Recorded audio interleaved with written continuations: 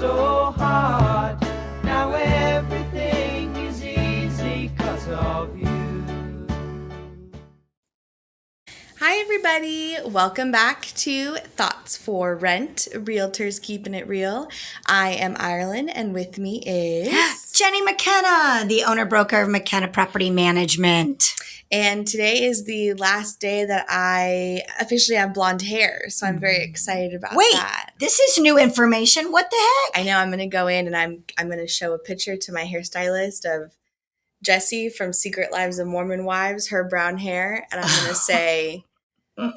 Make me like Jessie.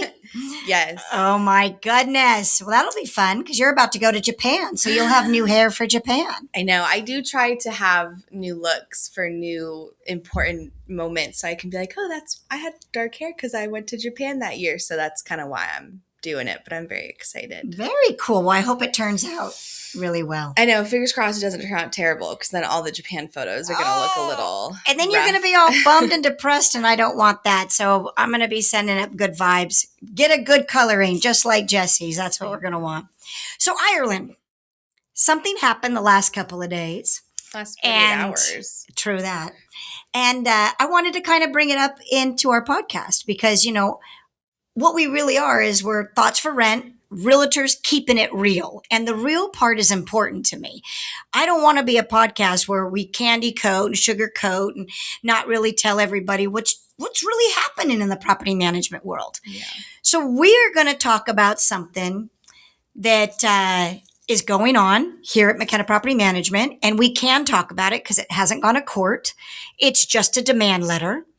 But the demand letter was sent over by an attorney from an owner of ours who is extremely upset because we had to evict a non-paying tenant. So they brought on a property management agreement. We signed it. It's our standard property management agreement. We put the property on the market and then at that point did all that we were supposed to do. And we're going to go through that a little bit. Because what I'm hoping for is anyone out there that does property management, whether you are a broker or whether you are self-managing, maybe this system is good for you. And what I'd like to do, Ireland, is kind of plea my case to our listeners. Okay. As if they're the judge, because I'm wondering if maybe I'm not seeing the other side of it and maybe there would be some good suggestions. Okay. So, this is what the deal is. Owner believes that he's owed $11,000 from McKenna Property Management. That's the demand. Basically what that is the 4 months of rent that he did not receive. Because when we started the process of the eviction, it started as a non-payment in November. Yes. But we did not get the resident out of the property until February. Yes. Okay. So Ireland, walk us through the moment we got an application on this particular property, which I believe was like in September. Does that sound about right? Yeah. Okay. Well, and I guess we should also say that the owner's demand is coming from a place of saying because you didn't do like due diligence in screening the application, that's why they're earned or requesting this money. Mm-hmm. So although RPMA has a liability section that states that McKenna is not liable for any actions of the tenant. Mm-hmm. Which includes damages to the property or obviously non-payment of rent. What this demand letter is saying is that because they were put in, there was some sort of negligence or not enough due diligence done when putting in the resident. And so that brought us to what does it look like when McKenna Property Management puts in a resident?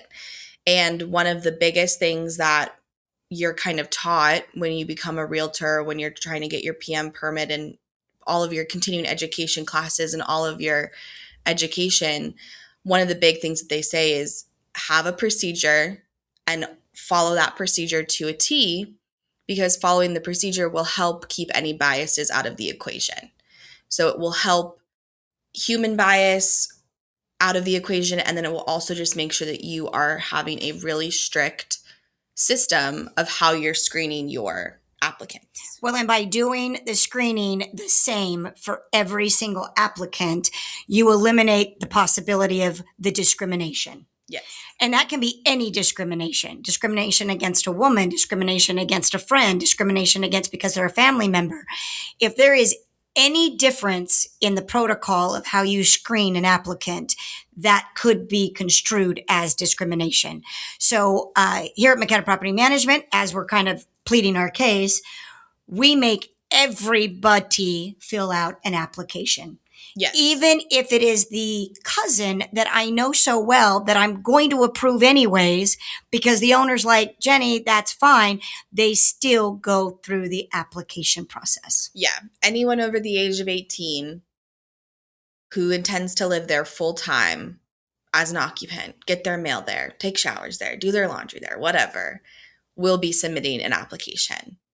And then once an application is submitted, McKenna Property Management, for ever since I've been here, has had what we call a screening score sheet.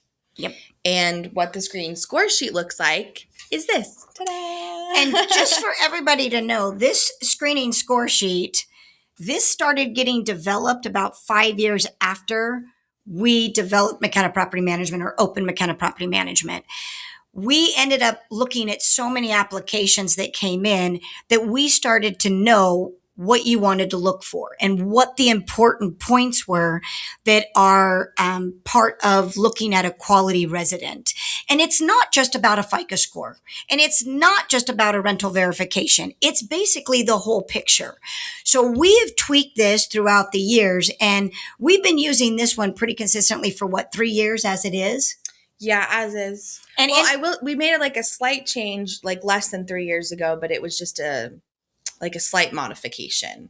So they're pretty much the same blueprint for over 5 years now. And each category is a category that you want to look at. So if you're self-managing or you're running a property management company, this is 30 years of experience of renting properties and being able to say, these are kind of the topics or the categories that you want to really look at. If anybody wants to go and grab our scoring sheet, you can do so at McKenna Property Management. I think it's just under the renter section, right? Yeah, it's available on our website to owners and to applicants because we want the owners to know what we think would deem a good quality resident. And then we also want people to know, hey, before you spend your $75, this is what we're going to look for. Yep. No one's trying to take your money. No one's trying to waste your money. So score yourself first so you can see if you even qualify. Yep. So we do keep it pretty accessible. It's on multiple locations on our website, so it's really easy to find. And why don't we tell everybody kind of what those categories are and why we feel like that's important? Yes, so it's broken down into your past rental history, your income, and your credit history. And those are the three things that we look at. So we're going to look at we ask for your last 3 years minimum of rental history, but you can give more. And part of giving that rental history will be the address, who your landlord or your property manager was, how much you were paying, and why you left the unit. So we'll get all of that information. And then we'll also send out for the rental verification from your landlord as well. So we'll get confirmation that you were paying on time, that you left the property in good standing. We'll also confirm the length of time spent there.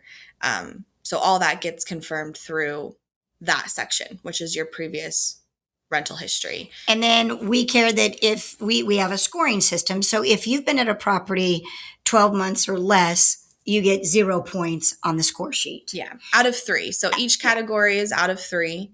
And the longer that you stayed at your rental property, the higher you score. Yep.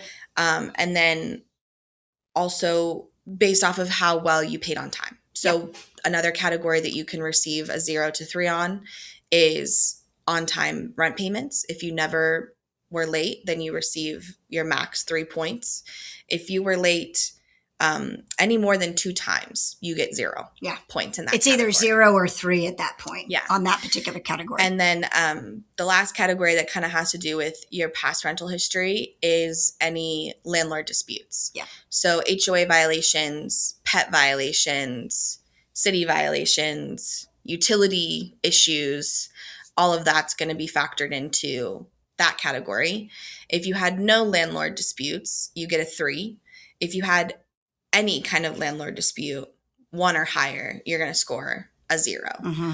So those are the 3 categories that you can rate yourself on with previous rental history. And then we go into income. So income, we base it off of your gross income. And what we're looking for is that you make 2.5 times the rent amount in your gross income. Now that changed because we used to do 3%. It used to be 3 times. Sorry. It used to be 3 times what whatever the rent was is what we would expect you to have for your income.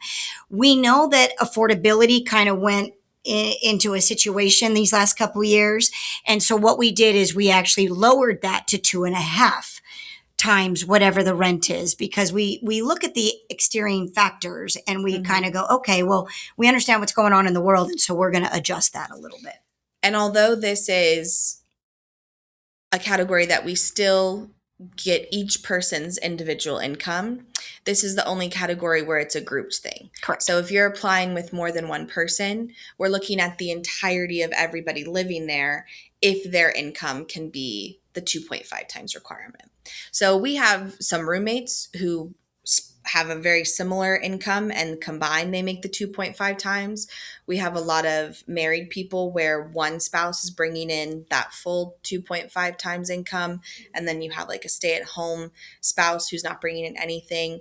We have people who, again, like, well, we have older, like a mom that's moving in with their child, but they only get Social Security. But we can use that Social Security with whoever their child is moving in with, and together, as long as it's 2.5 times whatever the rent is, we can approve that, or they'll get 3 points is what they'll get. Yeah, and that is also you either get all the points or you get no points. So you receive your full 3 points if you make the 2.5 times.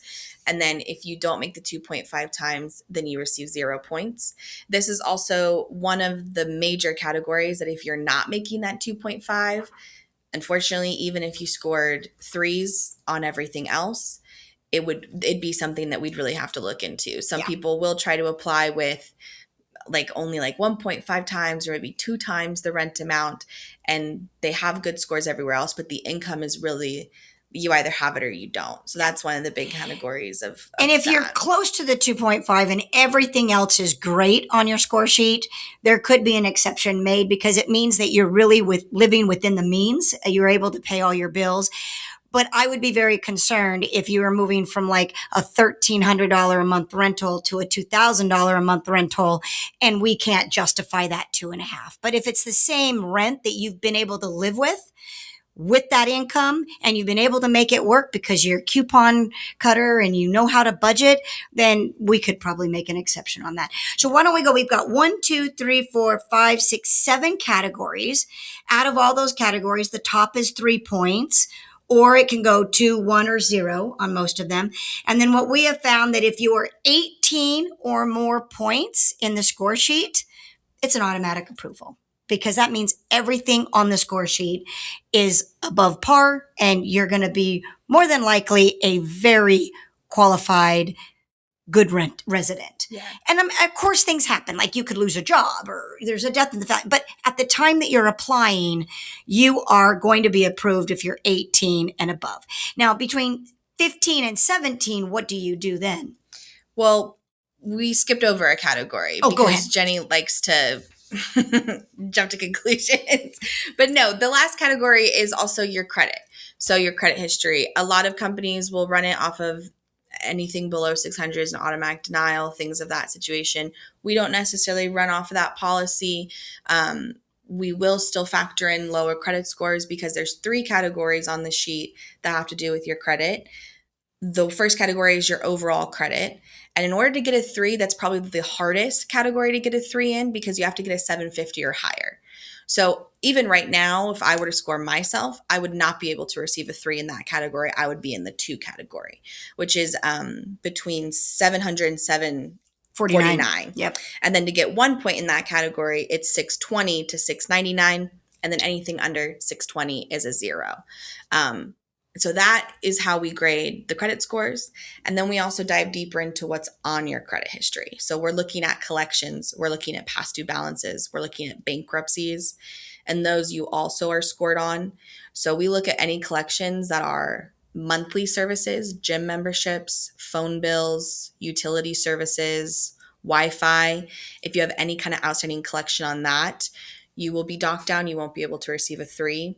And then we also look at all of your collections as a whole. So we look at any credit card collections that may not be like a monthly thing, or maybe even like an auto loan that might be in collections or past due.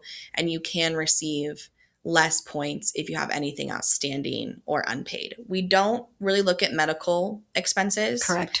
And we don't really look at bankruptcies after 7 years because they're removed anyway. So if somebody does have a very large medical collection, their son fell out of the tree, broke his elbow, they went to the doctor, they've got $20,000 worth of doctor bills, and that's going to sit in collection. That is going to affect their FICO score big time. So they're going to score low on the FICO, but we will overlook medical. So if that's the only thing that was affecting that score, everything else was being paid on time, then that is an opportunity where we will overlook medical, because medical is one of those things where if you have insurance, great. But if you don't, most people aren't going to be able to fork out $25,000, in their medical. So they let it go to collections. And so that's why anything with 18 or higher is almost always an automatic approval, because you're really looking at a perfect sheet right there. You're looking at great rental history, you're looking at great income, and you're looking at someone who has a credit score usually of 700 or higher with like no collections. But it's 7 categories, all worth the highest being 3. That's still 21. Yeah. So it's still giving you a little bit of leeway. 3 points. Exactly. So 18 to 21, you are going to have that wonderful, easy pre-approval, no problem. And then if you score in between 15 and 17 points, which is the second category, it's going to kind of go back onto the owner for final approval. Sometimes they will end up saying no because they just don't like those things that you're scoring low on. But usually within that category of 15 to 17 points that you score, we suggest approval with additional deposits.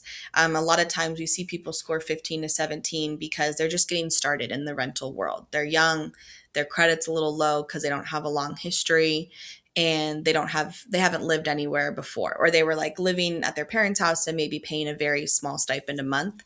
So when we see scores like that come in, that's usually when we'll tell the owner, you should approve them, but with an increased deposit, since they're still getting started and their history might be a little. And when you say moving. More deposit, our security deposit's usually equal to 1 month's rent, give or take. What would be more deposit? Like 2 times, 3 times? What are we looking at? Our starting deposits will usually be between $300 and $500. And then they will increase from there based off of what the owner is seeing. So we will see a lot of owners where when it's a really low credit score, and maybe 1 or 2 collections, they'll want to request something double or maybe more than $1,000. But if you're looking at someone who just doesn't have a lot of rental history or is looking to get started in the rental history world, we'll usually start with either a $300 or $500 security deposit. And to go back to our demand letter that came in, that individual on our scoring sheet did not and was not required additional security deposit. So they came in with a security deposit that was equal to the 1 month's rent. Yeah. So they were scored at a point where they weren't needed for additional deposits. And then we also base the deposits kind of also off of the rent amount. So sometimes an owner might have, let's say, a $1,300 a month 1 bedroom, and then they'll say that they want to collect $1,000 in additional deposits. There's a ratio there as well. So that's why we'll usually say, well, let's start with $300 because that's still 30% of that base rent or 20% of that base rent. Right. So that's still an additional amount. But then if we have someone who's wanting to say rent out a high rise that's $4,000, $5,000 a month, and we want additional deposits, then we'll also factor in the ratio of, okay, well, how much is the rent? And we might ask for something a little bit higher, like $750 or $1,000 to compensate for that ratio. So I really like this score sheet. And if anyone's listening out there that you are attempting to do self-management, take our years of experience and use this score sheet because it really does help. And it doesn't mean it's a perfect system. I mean, in the case where we're asking for, we've got a demand letter for the $11,000. The score sheet came in. She was approved. No additional security deposit. She moved in September, but then unfortunately November, she stopped paying rent. Do we know why she stopped paying rent? No. We know that she tried to get the government to help at a time when we did the eviction. That was brought up. But yeah, some things happen. I mean, but at this time, she looked like a good, dependable resident at the time that we, she put in her application. What this does prove is that not every system is perfect. I mean, we've got 1,300 properties and this scoring sheet really does a great job, but there is always going to be something or someone that causes the non-payment of rent. And you're going to be evicting them or you're going to have to be dealing with it if that's the case. So in our defense, we did this just like we do with every single applicant. We collected the security deposit just like we did with every single applicant. And then 2 months later, she stopped paying. And that can happen. Now, asking our audience, is the property manager at fault when a resident stops paying rent? That's the question. So if you think that a landlord, or not landlord, but a property manager should be responsible for those costs, let us know in the comments. Or if the owner has approved this person and the score sheet was followed and they scored high on the score sheet based off of the credit information that was pulled and the income that was given and the ID that was verified, then is it just the tenant's neglect? It's bad luck, maybe. Yeah. Bad luck. And it's just kind of the nature of property rentals where you don't always have the control of the person that's living in the property. And in our case with the demand letter, the owner was involved in the score sheet, did know what the score sheet number was, and did say, okay, move forward with them. So it's hard in my world when an owner is given the tools of everything that we know in writing, says, yes, move forward. But then when it doesn't turn out the way any one of us wanted it to turn out, all of a sudden it becomes now my responsibility to make up the 4 months of the lost rent. Especially when 4 months was because of the court system. So that delay, we served her in November, the very first month that she was late. We didn't say, oh my gosh, we forgot to serve her, and then served her in February. Or we didn't listen to her excuses and go, okay, we'll wait 30 more days, bring in the rent. Yeah. No, we don't do that. We served her, we filed with the courts, and then the courts, we were involved in the court proceedings for over 90 days. Yep. And went in person to appear before the judge. So we didn't do it by having somebody else go. We actually appeared before the judge. The judge gave us the summary judgment, which basically gave her 10 days to move out of the property. The judge looks right at her and says, you have 10 days to vacate because you haven't paid. But then she didn't vacate. And then what happened? And then we went to go perform the final lockout. And before the final lockout could take place, she appealed the original judge's decision of eviction in 10 days. And her appeal was being processed for 4 weeks before an answer was given. I think almost even close to 5 or 6 weeks it was being appealed. Because there was a holiday in there. Yeah. Because it happened in December. So you've got your Christmas and you've got your New Year's, and courts aren't open the whole time during then. And her appeal after 5 weeks got denied. And then that was when we could still proceed with the original judgment, which was to remove her from the property. And we did. And we successfully removed her from the property, which is what we get paid to do if that is something that there's a non-payment resident, our job, at least I look at it this way, our job is to take it all the way through and get possession of the property so that we can give the possession back to the owner if the owner so chooses to no longer rent the property. And I'm not surprised to have received that demand letter when we did get the email, just because even when I was giving our owner updates throughout the appeal process, because we spoke every other day, he had insinuated that once this is all said and done, he might sue us. And my answer to him is, I said, I get it and I understand. And when that time comes, we'll cross that bridge. But I'm also not going to sit here and do anything illegal for you. Yeah. Because he wanted us to go and change the locks.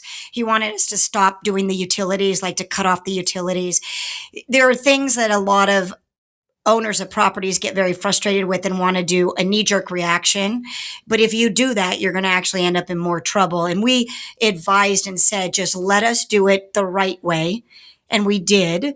But now the end result is he feels like he was damaged from the non-payment of rent. No, nothing else in the demand letter is saying anything but the loss of rent. And unfortunately, and this is where it's going to be fun for you guys to let us know, do you think that we are liable for any portion or all of it, none of it, of the rent that was not collected from that particular resident? Yep. I'd be very interested to hear. So like, comment, subscribe, and if we get any responses, we'll definitely let you guys know.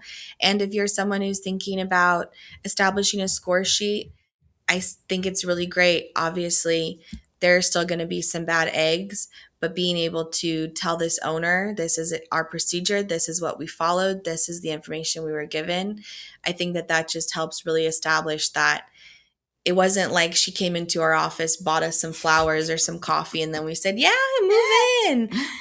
She just looked really good on paper. Or we didn't just go with the FICO score, or we didn't just go with the rental verification.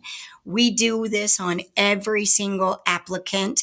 And she, in the writing at the time that she came in, she didn't look like a bad resident, you know? All right. Well, remember, share this episode with somebody that might find this interesting.